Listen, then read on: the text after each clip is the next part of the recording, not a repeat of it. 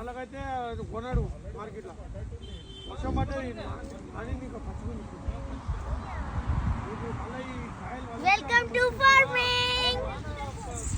ఇక్కడైతే ఇది కాటన్ చెట్లు అన్ని చాలా బాగున్నాయి చూడండి ఫ్రెండ్. ఇదిగోండి. హలో గాయ్స్, ఈ రోజు లోపలికి ఎంచే వస్తాయి. ముందైతే కాటన్ మనకి ఇక్కడ నుంచి వస్తుంది, ఇలా దాని ప్రతి ఇలా పెరుగుతుంది. మనం ఇట్లా తీస్తే మనకి కాటన్ మనకి ఇలా వచ్చేస్తుంది. ఇది మొత్తం పొలమే.